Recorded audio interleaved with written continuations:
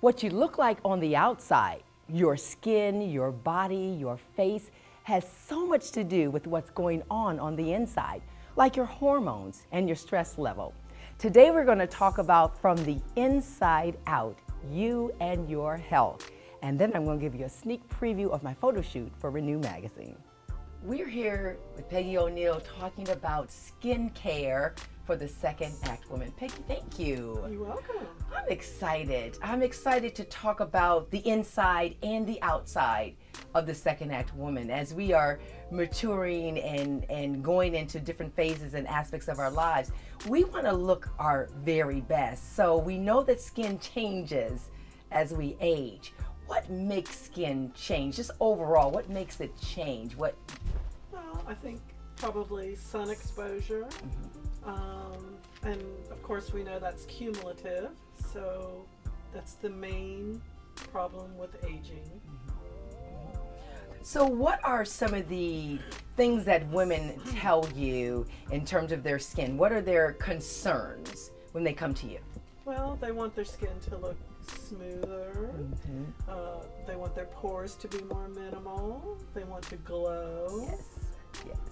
So what do you do for them when they come in? And she says, oh, and let me tell you, I've been noticing a couple of things here, and here, you know, because that's very real. Sometimes I look in the mirror and I say, this is not the face that it used to be. But let's just start with pores. Let's start there. What makes them look a little bit bigger, and what can you do to make them look smaller or minimal? Well, pores, you have to keep the skin very clean. Everyone has pores. But keeping the skin clean and using retin A or some of the vitamin A type preparations or a glycolic acid, they tend to help with pores. And it shrinks them, you're saying? That's what it will do? Well, it doesn't really shrink them, but it makes them look more minimal. Okay, alrighty. Your pores are your pores. Right. You want to do everything you can do to make them look minimal. So if I say I want glowy skin, what can I do to get glowy skin? You can do microdermabrasions, chemical peels. We're so lucky. You can do laser. They've got fractional lasers. You can do a laser treatment. So we're so lucky to live in this day and time. There's all kinds of options. I love that. Peggy, what causes wrinkles? Well, oxidative stress. Oh. Smoking. Okay. The sun damage causes oxidative stress and kills free radicals. Wow. These darn wrinkles.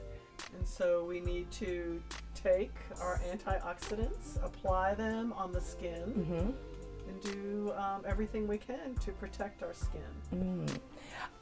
And so when we say that oxidative stress, is that stress in our lives and environment, or the other things like the smoking, like the sun and so forth? Other things. Okay, the other things. The outside things. The outside things. Okay. So you're saying there are things we could take internally and externally. And externally. Yes. Do you combine the two, or is it either one or the other? You combine the two. I love that. Yes. Now, can wrinkles be reversed? Like I said, I got these little wrinkles right here, and I want them to all just go away magically, but I know it's not going to happen. But can you minimize wrinkles? Can they look better? Or? Yes, you can soften wrinkles. Okay. It depends on the depth of the wrinkle. At least the wrinkles can look better. If they're superficial, you can soften them. If they're deep and hard pressed, well, you need extra help. Okay, you need a little extra help with that as well. Okay, so I understand that. Now, we have already mentioned how a woman can just feel better because she's looking better, and the possibilities. And that's what I love, again, about the second act. We were talking about that, and how even with what's going on in the inside and the outside, there's those possibilities. We call it reinvention and the transformation. And when you're talking with a woman, have you found that as she is starting to feel even more confident on the outside, that she looks to the future and looks at possibilities? Oh, yes. Now, how did you get into this field, and why is this so important? Many years ago, back in the early 80s, I worked in dermatology, and I worked in dermatology for 13 years. I've always had problems with my skin, and I started working with skin. And I started to see that you can transform skin. And And so that alone sold me. And that's when I realized it was my love. And I've continued to work the skin for this many years. I love that you say you can transform it. Isn't that's it? I don't have anything else. That's just too bad. This is just the way I am and look. But there's more to it. Transform. Yes. That's a good word for what I'm looking. It's about reinvention and transformation. So what kind of products are available for a woman who's trying to make some changes in terms of her skin? Well, there are all kinds of antioxidants out there now. There are antioxidants that come from coffee berries. There's vitamin C. Yes. There are antioxidants that come from grapes. Wow. Resveratrol. So there are all kinds of antioxidants in skincare, topical skincare, and that we can take internally that really can make a difference in your skin and the way you look. Do we need retinol or vitamin C or anything like that? Yes. Okay. Oh, yes. Yeah, that's vitamin A. Vitamin A. Vitamin A. Oh, that's vitamin A. Yeah. Oh, excellent. I didn't know that. Okay, good. Vitamin A, and then the vitamin C. Vitamin C. Now, I have read before, I guess it's vitamin D. Is that from the sun, or is that? Vitamin D is important for our bones. Okay. Vitamin D3. Vitamin D3. For our bones. Well, you'd have to get a lot of sun to get the amount of vitamin D3 that you need. Okay.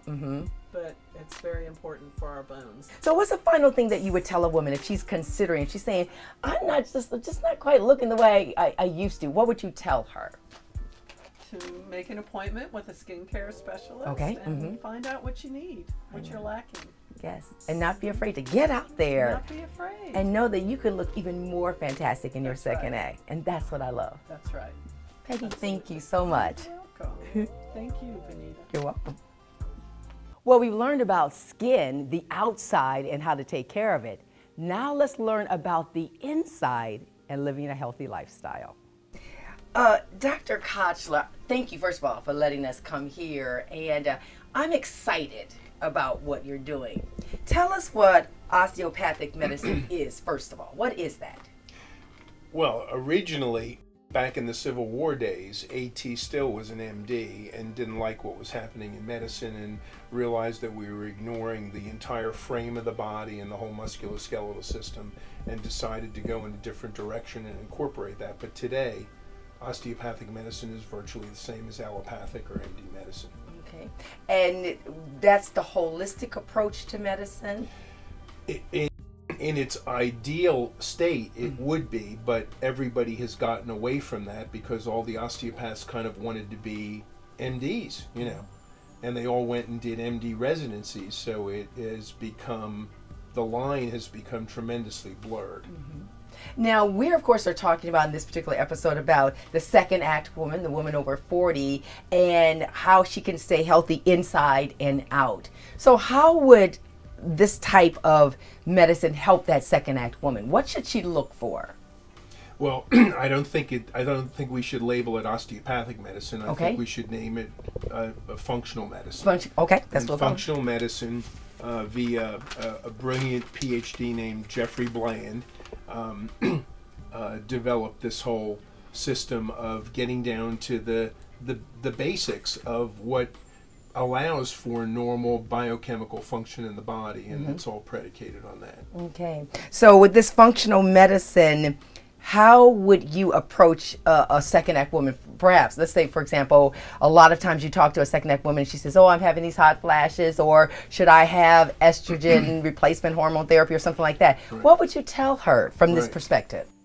Now, you know we had to go there. Hot flashes.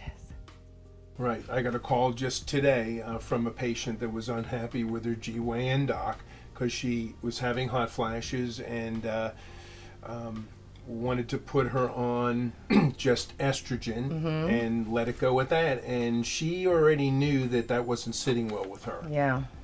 So, so one of my patients referred her to me, and we're going to consider making sure that her ratio of progesterone, natural progesterone to estrogen, and all the estrogen metabolites is in line, because estrogen is probably the hot thing with women right now, because breast cancer is coming out of the woodwork. Everybody's getting it, and the question is, why are they getting it? Yes. You know? So looking at these hormones in more detail, and maybe the saliva rather than the blood, and see what estrone metabolites of estrogen are created in the urine, the good guys or the bad guys, are the way to go, but nobody's doing it. So as we get a little bit older, our estrogen drop, because I'm telling you, I get some hot flashes like crazy. I'm telling you, I always carry a fan. I tell people I carry a fan and handkerchief all the time. I'm not kidding. A fan and a handkerchief. So you would test what in me to see why it is I'm having all these hot flashes? Well, we would test your estrogen and progesterone levels, along with DHEA and testosterone, and we would also pay attention to that placard right there on the desk with the process of methylation, because you can be a slow methylator or a fast methylator, and this is the pathway in the liver in phase 2 detox that clears all the estrogen and steroid hormones. So that's an important thing to look at. So that's why I'm doing this nutritional testing with SpectraCell. I don't even care, slow or fast. I just want some relief. So as a woman in her second act, what is the balance between your health and what you eat and vitamins and those kinds of things? Is there a connection there with those kinds of things?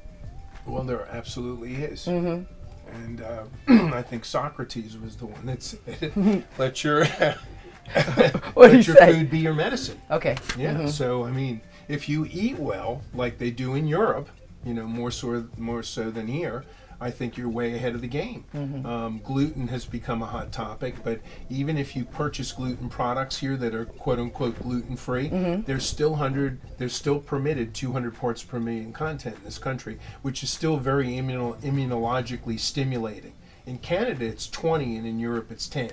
So we're not as clean here with gluten-free on a label. You really have to make your own food. So you mean there can still be some gluten in a gluten-free product?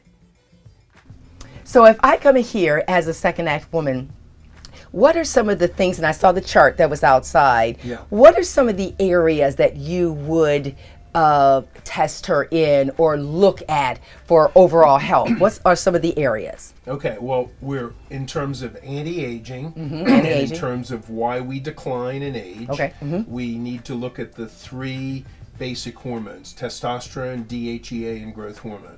We can look at the first 2 on the saliva, and the growth hormone we pick up as a metabolite of growth hormone, IGF-1, through LabCorp, Quest, or one of those, you know, common labs. I also want to look at thyroid function. That's real important. Why is that important? Hypothyroidism is the most Googled alternative word on the Google search. Why is When you that? get into the alternative medicine realm, hypothyroidism. You're kidding. Thyroid.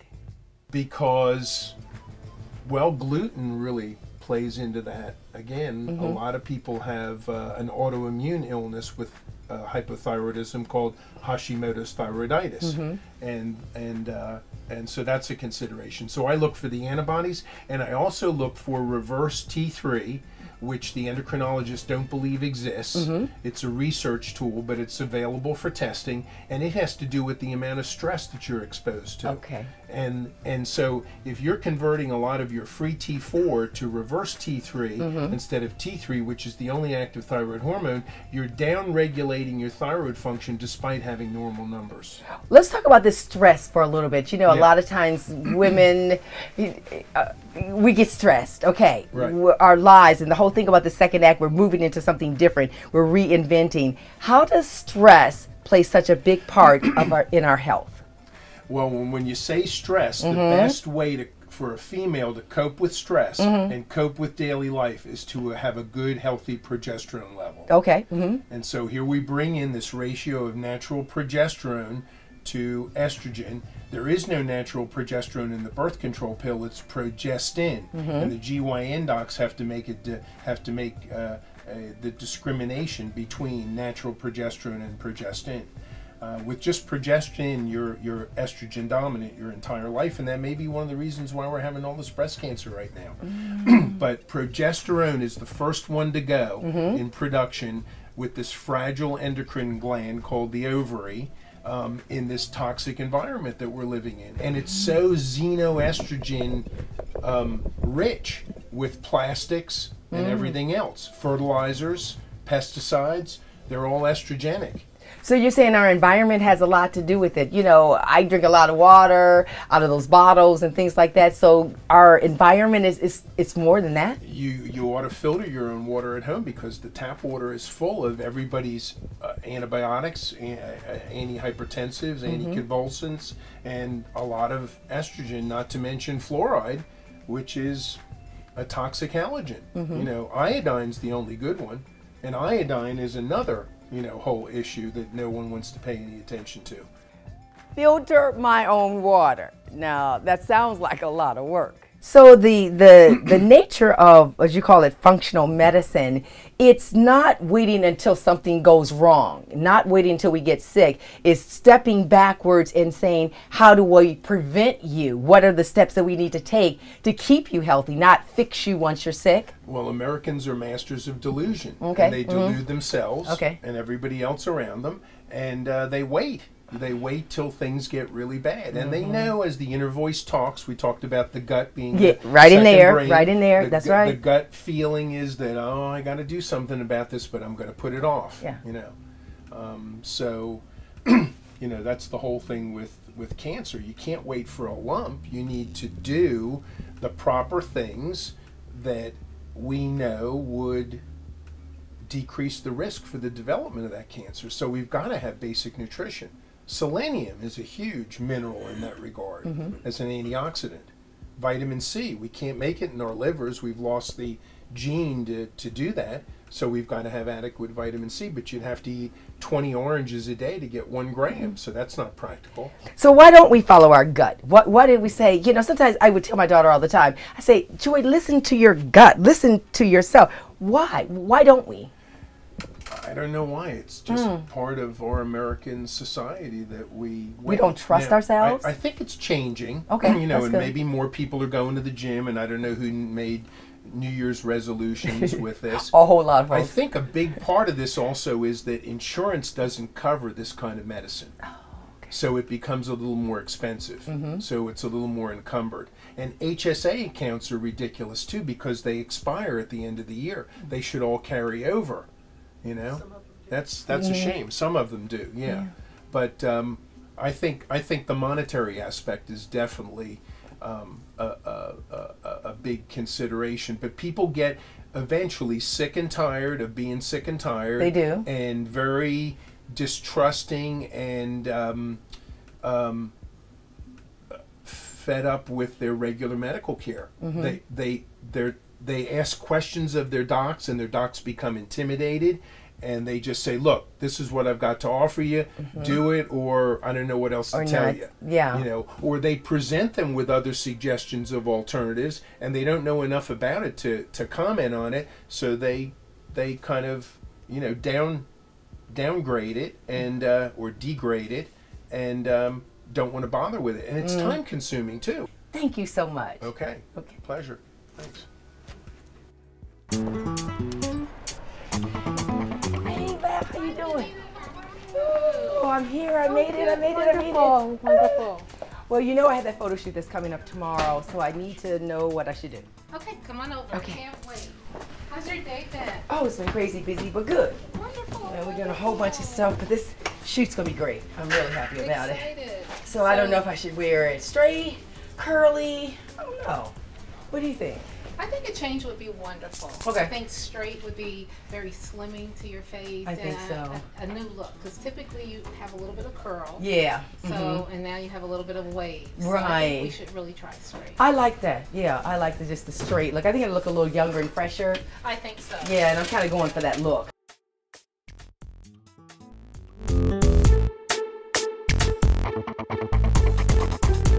My photo shoot for Renew magazine was so much fun.